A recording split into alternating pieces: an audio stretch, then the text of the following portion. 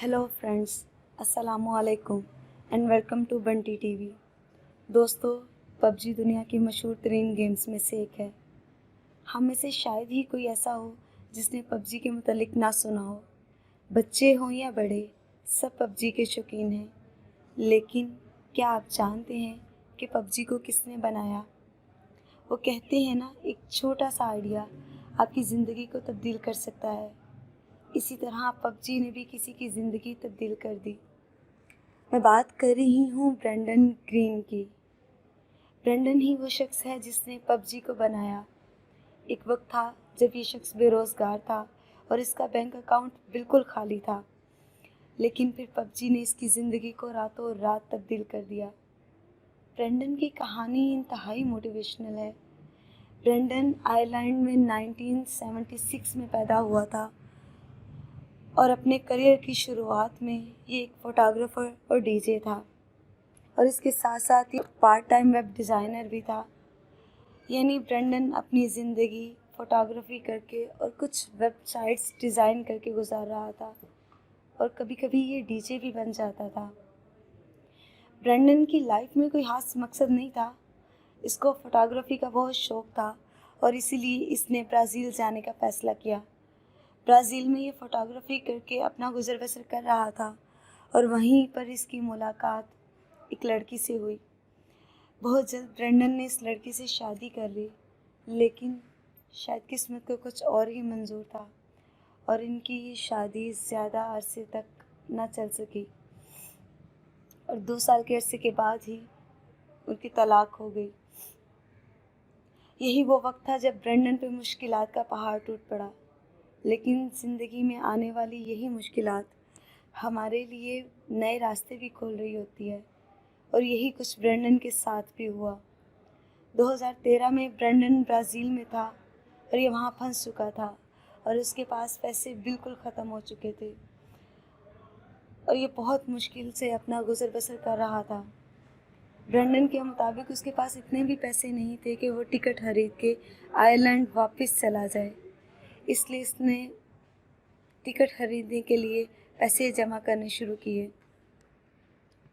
इसने अपने खर्चे कम कर लिए और अपना ज़्यादातर वक्त अपने कमरे में ही गुजारता था ताकि इसके ज़्यादा पैसे खर्च ना हो। और दोस्तों, यही वो वक्त था जब इसने वीडियो गेम्स खेलना शुरू की ताकि इसका वक्त कट सके। यहीं से ब्रेंडन को ऑनलाइन वीडियो गेम्स के बारे में पता चला।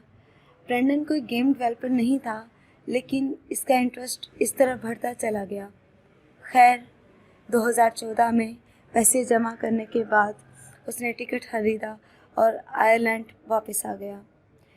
लेकिन मुश्किलात का सिलसिला यहाँ भी ख़त्म नहीं हुआ। ब्रेंडन के पास पैसे ना होने के बराबर थे और इसका बैंक अकाउंट खाली हो चुका था और इसको कोई काम भी नहीं मिल रहा था। यहाँ तक कि ये वेलफेयर के पैसों पर गुजारा करने पर मजबूर हो चुका था। यानी इसको आयरलैंड की हुकूमत ज़िंदगी गुजारने के लिए थोड़े से पैसे देती थी क्योंकि ये बेरोज़गार था। ब्रेंडन के लिए इसकी ज़िंदगी ख़त्म हो चुकी थी। ये तकरीबन 40 साल का हो चुका था और इसकी ज़िंदगी में नाकामियों के अलावा कुछ भी नहीं था। इसकी तलाक भी हो चुकी थी और ये अब अपने पेरेंट्स के घर में रहता था और इसके पेरेंट्स ब्रेंडन को लेके बहुत परेशान थे। दोस्तों, ब्रेंडन के पास करने को कुछ भी नहीं था और इसने फ्री गेमिंग मोड्स बनाने शुरू कर दिए।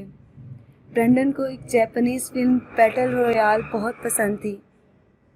इस फिल्म में दिखाया गया है कि किस तरह कुछ लोग इस जजीरे पर खुद को ज़ोंबी से बचाते हैं, और ये कॉन्सेप्ट ब्रेंडन को बहुत पसंद था।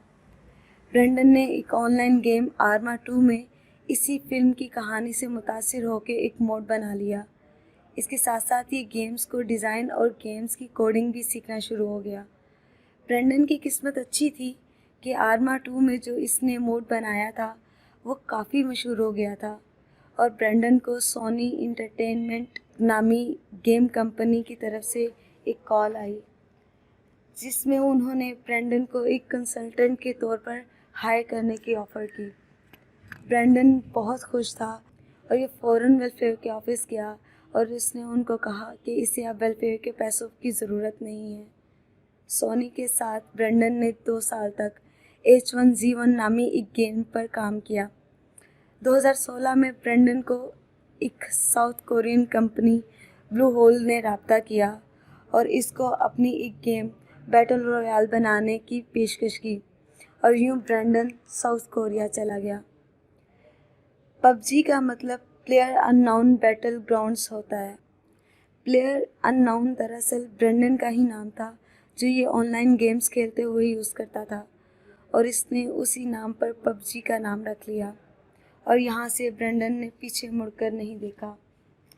दिसंबर 2017 में पबजी को माइक्रोसॉफ्ट विंडोज़ के लिए लॉन्च किया गया और 2018 में प्लेस्टेशन और एक्सबॉक्स के लिए, और पबजी की सेल्स इतनी तेज़ी से बढ़ने लगी कि ब्रेंडन भी हैरान रह गया। सिर्फ 1.5 साल में इस गेम की 5 करोड़ कॉपीज़ बिक चुकी थी और मोबाइल पर इसको 200 मिलियन से ज़्यादा लोग डाउनलोड कर चुके थे। दोस्तों, ब्रेंडन की ज़िंदगी मुकम्मल तौर पर तब्दील हो चुकी थी। कभी वेलफेयर के पैसों पर इंतहाई गुर्बत में जीने वाले ब्रेंडन की आज नेटवर्थ 200 मिलियन डॉलर्स है, यानी 20 करोड़ डॉलर, जो कि 3200 करोड़ रुपए बनते हैं।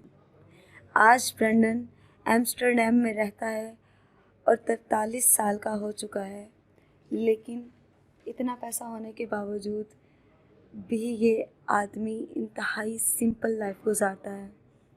बिजनेस इनसाइडर को एक इंटरव्यू में ब्रेंडन ने बताया कि इसने जो कुछ भी कमाया है वो अपने से ज़्यादा अपनी बेटी पर खर्च करना चाहता है।